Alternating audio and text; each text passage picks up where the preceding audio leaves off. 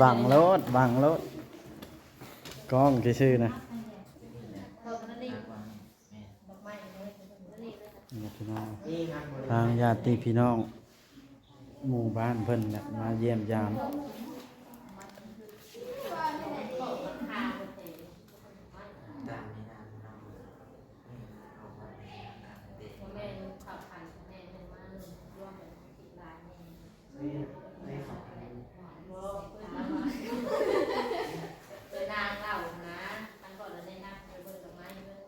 ดึงโม่คือว่ามาเลยก็คือว่าพาตัดโลดเนาะคนในบ้านขนาดคนจะยังไปผ่าตัดร้านนี้อยู่4 มื้อ โดย เรื่องมันลูกมัน มีแต่ไฟหูบ่ก่อนดึงโม่เบิ่ง จะไปหูปะ ใส่โม่บ่ใส่มาดูบ่มีแต่หา เป็น แต่ ตัวนั้นตัวใหญ่เบิ่งใช้ของแค่ใจนะคะ แล้วคันว่าหูก็ไปเบิ่งอีกคันตาบ่เห็นเด้ แต่ก็เบิ่งไปตี้ในคลิปว่ามีหมดเป็นอะไรมันเบิ่งอยู่ทุกช่อง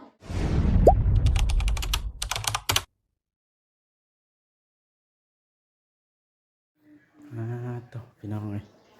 ห้องคนไข้ก็สิบ่หลายบันไดเตียงก็ยังว่างอยู่ตั้งแต่ก็สิบ่อันนั้นปานใดสิบ่อึดอัดปานใดเพราะว่าเตียงบ่ได้เต็มได้ไว้ให้พี่ให้น้องนอนกับมีพี่น้องเลยต้องคือเห็นรถบ่าวนิวมาวะโอ้แม่นอีหลีนี่เห็นสิมาแล้วบ่อะไรสบายดีโดยมากับไผ ผู้เดียว โอ้โดยครับมาเยี่ยมน้องครับครับขอบคุณ ใช่ อาจารย์น้องคนเลย ใช่นี่คือคาบิดคือเบี้ยวดีกว่านี่ ไปเองนะ มันไปดีมัน ตัวนี้มาเดียวเลย โดย โอ้ยลิง โหบอกเหมือนได้เลย เอามาเดียวพยานเนาะ สิ้นแล้ว เกิดมีขู่เนาะกันมาขู่เพื่อนเนาะ เอาเลยคนดูมีครูบ้าง ขู่ไม่ถูกเลยคนจำเป็นได้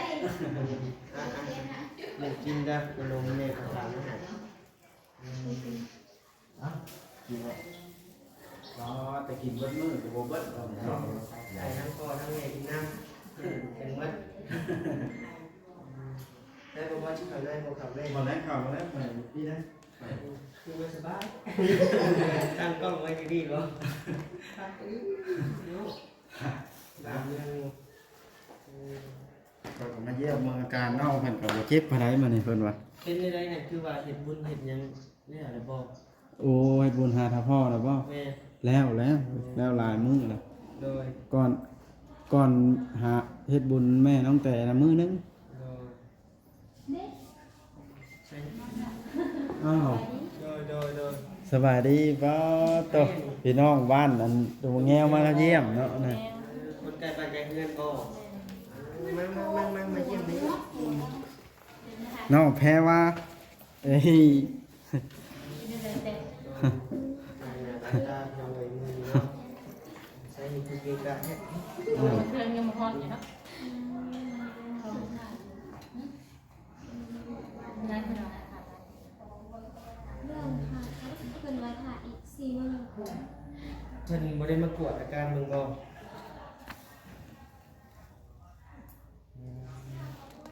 ตีนก็ยังบ่เสร็จให้เมียอยู่บ่เสร็จก็บ่เสร็จ นี่มันเสร็จบ่ได้มันเจ็บ เจ็บบ่ เจ็บเบิ่งชูบ่ได้ ได้บ่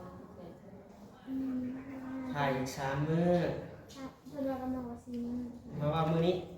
อีก4มื้ออีกเด้อ อีก3-4 มื้อ มื้ออื่นเพิ่มกันอีก เพิ่นเพิ่มให้เนาะ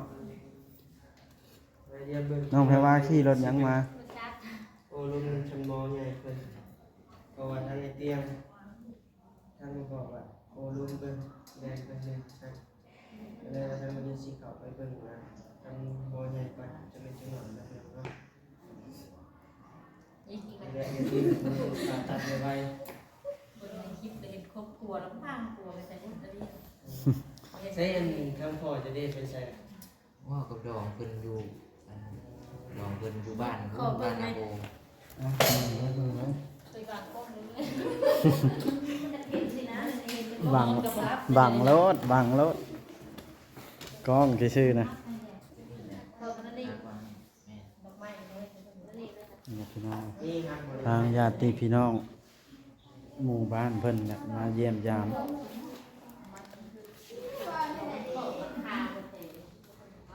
ตามไม่ได้เนาะเอาไปเด็ก แม่ขับผ่านแม่แม่มาร่วมกันติดลายแม่ นี่ได้ครับ เลยนางเล่านะมันก่อนแล้วในนางไปเบิกดอกไม้เบิก บึงหม้อ แม่คาดปานนี้ที่เราติดคาดปานนี้ คือว่ามาเลยก็คือว่าผ่าตัดหมดเนาะ แม่คนในบ้านมันหลายคนเป็นยังไงผ่าตัดร้านนี้อยู่4มื้อ โดย เรื่องมันจะลูกมัน มีแต่ไฟหูบ่ก่อนเบิ่งหม้อเบิ่งเนี่ย จะไปหูวะ ใส่หม้อก่อนใส่หม้อดูบ่มี เพราะว่า จะ มัน หา เป็น ได้ ตัวนั้นตัวอย่างไปเบิ่งใช้ของแค่ใจนะคะ แล้วคันว่าหูก็ไปเบิ่งอีกคันตาบ่เห็นแน่ แต่ก็เบิ่งในตี้ในคลิปว่าเป็นคนเป็นอะไรมันเบิ่งอยู่ทุกช่องนะ เป็นว่ามาลักเบิ่งคลิปมาคืนนี่ป้า ย้อนลาวบ่แขวนหลวงพ่อคูณนั่นนี่ครั เอา บ ไปเลยเอาไปเลย เบิ่งว่าแต่คอบ่แขวนเพิ่นสอง ทำขันอย่างเงี้ยขัน โอ้ข้าวนี่2-3วง ล ได้ ง ส ผู้ นุ ค่ะ กผูก เจ้าว่าสิดังอีก ก็ได้ครับเมียบ่แขวนหรอกนะบ่แขวน บ่ ผู้เดียว คูณได้เนาะ ปัดให้เมียนี่โอ้ เพราะว่าคนนี้จะว่าสิเห็นแล้ว รุ่นเจ้า พระรอดคนไม่รอด นี่เป็นพันหาไปแต่ละคน ย่างบ่ พันได้เลย ปั่นสุภาษาแม่เพิ่น พันได้เลย อาพันก็ยังเห็ดที่เห็ดแต่เห็ดคือบอกได้บอกมือเพิ่นเลยเราก็ต้องถามน้ำให้กิน ครับไปแข่งให้ว่าเขานั่งเยี่ยมอยู่พระเจ้า ใส่ผู้สาวบ่นี่กะ บ่สะพายไทยเด้อนี่ ว่าตัวรถไฟชาวบุญ ตีได้เอ้ยหนูก็ตีนี่นะตีได้แต่ตีไม่รู้สึก อันนี้ยังว่าอากาศหนาวอากาศอีสอนนี่ หนาวเลยแห่งเจ็บเอื่อย เจ็บเพราะว่าพึ่งกินมันหนา กินแล้วบ่อาบน้ำอีซื้อ เลยเลยมาคุยเลยว่าจะซอกเสียจัง ไปให้ผัวไปซื้อ กันเท่า แบบ นี้อ สู้ อก ให้ แล้ว มาเสร็จ หมอ นะ จะจอดหมอน้อง ไปหาจอดบ้านนะคุณนะ จอดว่าน่ะหงก็มาเก่ง จอดได้ จอดนี่แล้วพอเป้า อันนี้นาเล่าเด็กงานยุ่งนะคะชื่อผ้าเนี่ย มีแต่เฮาอยู่ในหมอกับผ้าดีกว่ามันร้อยกว่า ก็ไม่ได้นะ เฮาต้องแต่ละเฮามันบ่มีคนแลนมันยังมีคนแลนกับโบราณซ่าเดี๋ยวเบิ่งมื้อนั้นสิเข้าไปหาหมอใหญ่เบิ่งว่าเรื่องตาบ่เห็นนี่ก็เชื่อแน่บ่เชื่อแน่หั่นแหละ ข่อยจะเป็นเล่าลูกไปทุกเป็นมาหาหมอนอนเช้าคืนเป็นเดือนเช้าเงินเช้าตะกี้เอาไม่เวลามันนะเราก็เชื่อกับพ่อเชื่อทางการ แม่น นี่ก็ใช่ชุดเจ้า มันน้ำมันประเวณนี่เราเป็นอะไรคือว่าคัดเขาแค่นี้ แม่นไปเบิ่งก็ดี โลกกระเทียมดีมันมันได้ เฮ็ดซะ อัดตาม เศร้าแล้วบ่ น่าจะมืออยู่ได้ เรื่องมือบ่ เป็นหยัง มา ไง สองคนคนค่ะ จักครับ เลยว่าค้ำไว้แล้วลูกขึ้นลิ้นแล้วบ่ แม่ อ้าตกอันตรายนี่ ถ้าแม่มันไปการเนี่ยเลยจอดรถบ้านเนี้ยแม่จอดรถบ้านเนี้ยมันน้องไปแผนมาละค่ะอันพอดีอัน เลยบอกนะครับ ครับ อยู่ เป็นลูกเขยดีบ่ อยู่บ้านใดเนาะ ที่ดงไฟ บ้านหนองไฟนี่ โดยดงไฟใช่ไหม ทำเบิ่งไปด้านเชื่ออัดคลิปไปที่โชว์ให้ ไปเบิ่งนี่ใส่บ้านนงแง้วบ่ บ่มาใช่เด้ นาซายบ่ เลยปั๊มน้ำมันไปนะ นางเทียมเพิ่นว่าได้ใดก็ ยังไม่ได้มาถามเขาก่อนวันที่เฮ็ดไปเบิ่งก่อนไปจะล่วงคืนมันต้องมาถามก่อน ถามมันก่อน ถามมันก่อนไปเบิ่งไปสิอัดคลิปอีกน่าจะบอกว่าพื้นเป็นคือเรื่องเงินได้จังหวัดสิมายังฮอดเพื่อให้เจอเป็นฮัก นี่คุณโทรมากินตัวเลย ทุกเดือนมาจะคืออะไร ไหนมา ย่านเนาะเฮงสองคนชักเพิ่นว่าจังหน่อยเรียกตุ๊กอีกนี่ ออกคลอดลูกนี่จะสิเนี่ยได้แน่นะอย่าได้พาอยู่น่ะก็ได้ แห้งน้อยอยู่เนาะ อาจารย์ดอกบัวคนเก่งอยู่ไม่ว่าได้ ยังเก่งเก่งจะมีท่าซื้อขำเพิ่ม ไม่ว่าแล้ว เนาะหมดเขาได้เพิ่มก็ขันเนาะ อันต้นเต็มมอน้อยนะมันต้น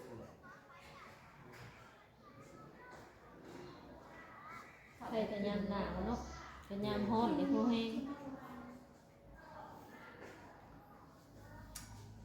มันทำงานดีได้ทำหนาวเนาะ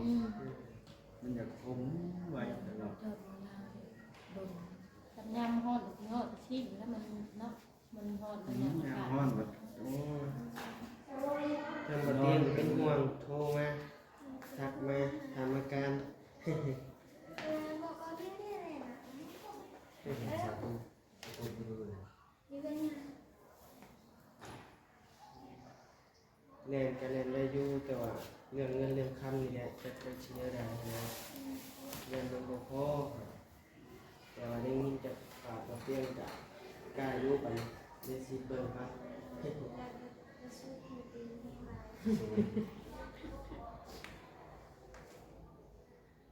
กลัวนอนขางบ่มัน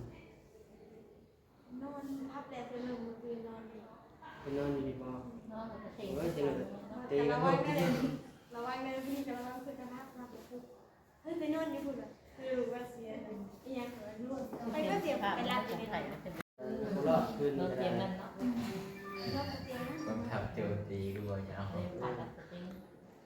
เป็นกระเพาะ เตียงในเตียงมันไม่ได้ก็ เตรียม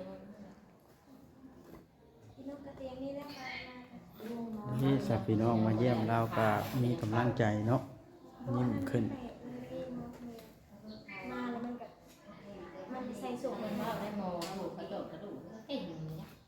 ฮะ อยู่บ้านไหนน่ะไปบ้านเอาหงนี่บ่ ฮักมันให้ง่ายเลยนะ โอ้ มันแตกเลยมันยากมันแตกเลยมันตามเลยมันยากนะมันโคฮักมันให้ง่ายมันเป่ามันเป็นเจ็บมือมันกระโดดมันเจ็บหัวมันฮักเลยแบบมันเป่าใช่เจ็บคนมาแล้วคะแนนมันสิดีเนาะ แตกบ่ เอาบอกว่าเชียร์อย่างเดียวเชียร์ลูกค้าเขายังใครจะอากาศหนาวอากาศร้อนเนี่ยก็เลยหมดเซลล์ ตื่นได้จากมื้อนะ ใครกับแพงก่อนสามมื้อ เออ อันนี้ก็ครับ ตาลายเนาะ จอดไว้แล้วก็ขับรถ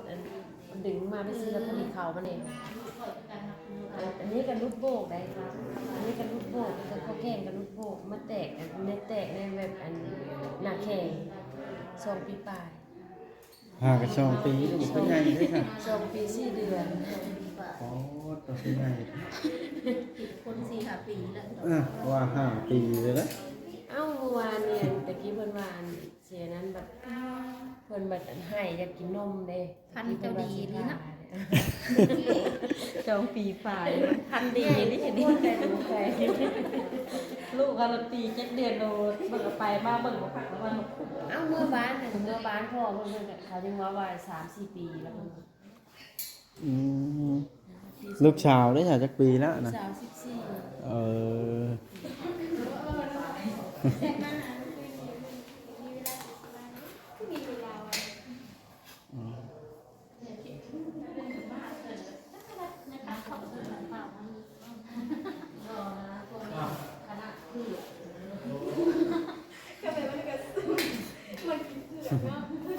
ธรรมดา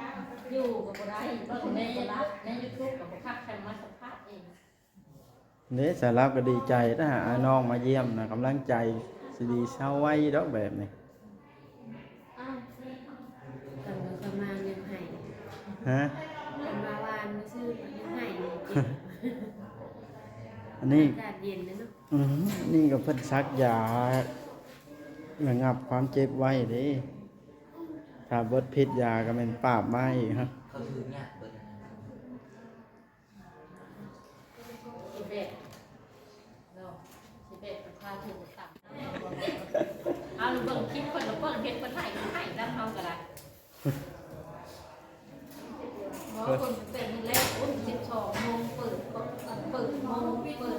เป็นรับการประชัก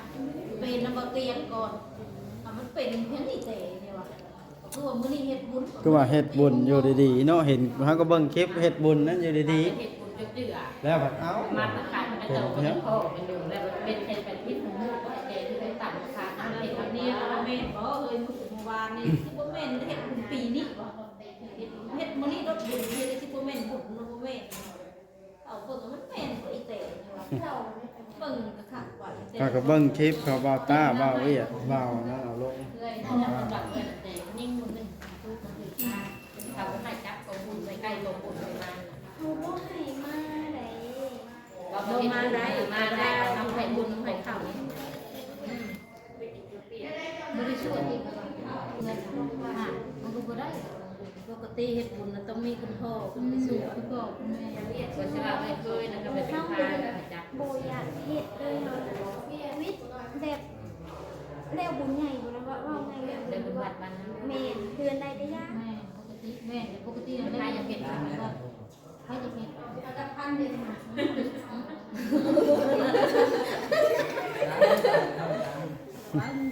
อย่าระวังได้หัวมันเครื่องนั่นน่ะเนาะอันบุญใหญ่มื้อใดซะ วันที่เศร้าไหนก็เศร้า ต้องมาเฮ็ดเดือน12 เดือนนี้ก็เดือน11เนาะ เดือนนี้แล้ว เพราะอันนี้นะเพิ่นทานข้าวไว้ย่อนี่แม่เพิ่นจะไปขายเครื่องตู้ของดีเด้อ ไป แล้วก็เจ้าก็ประกาศลงเดือน วันที่20เดือน12พบโอ้หลังบุญวันนั้นซาดอีกเนาะ สงสัยได้ก็ให้บุญอะไร หลานมึงก็ได้เนาะคือว่าเราจะเฮ็ดมันเลว FC ชาวแพร่บ้านนี่รับบ่จื้อได้ FC เพิ่นบ่จื้อได้ถอดหมวกไว้เพิ่นเบิ่งดีกว่าหน่อยหนึง ดีอ่ะพ่อเต้ โอ้ยบัดผัวเพิ่นขึ้นนอนนำกันบ่เจ็บเนาะ ใจ นั่นแหละ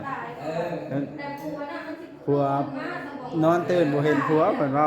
ให้เพิ่นว่าบ่ได้ให้ เราทำอยู่เนาะตาเลียวตาเลือดอยู่ได้ พี่น้องเอ้ยเพิ่นก็สิมีกำลังใจแน่จักหน่อยพี่น้องเอ้ยเพราะว่าทางญาติพี่น้องหมู่คู่เพิ่นก็มาเยี่ยม มาให้กำลังใจพี่น้องเอ้ยก็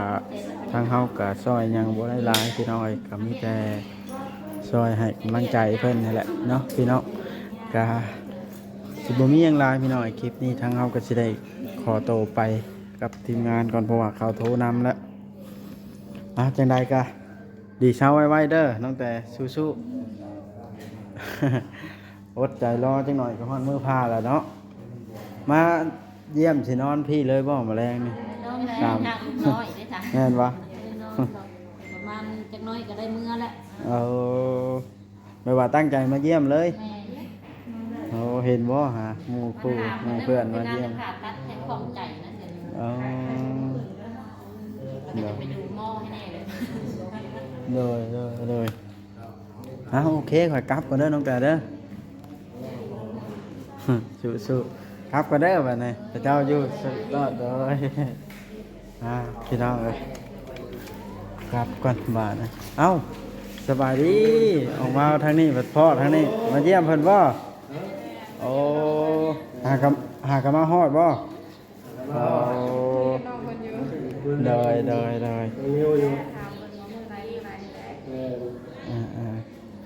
อดใจรอเนาะแบบนี้แหละบ่มีผู้เต้นผู้แล่นเนาะคันมีผู้แล่นเป็นแรกคันโดยมันก็จนเพิ่นเพื่อเพิ่นสิว่างเนาะจักเนาะชั้นน้องกลับก่อนเด้อโดยครับโดยสบายดีโดย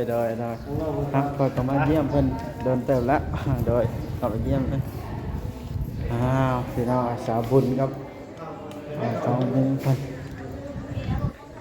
ลาต่อพี่น้องน้องแต่เพิ่นกับใครแน่บ่อนที่หมู่เพื่อนมาเยี่ยมกับบ่เจ็บปานใดมานี่เนาะเพิ่นก็คือว่าหั่นล่ะพี่น้องเอ้ย ยิ้มสู้แท้จริงความเจ็บมันพอสมควรแล้วได้บอกว่าขี่รถจักรมาพี่น้องเอ้ยเพราะว่าอ่า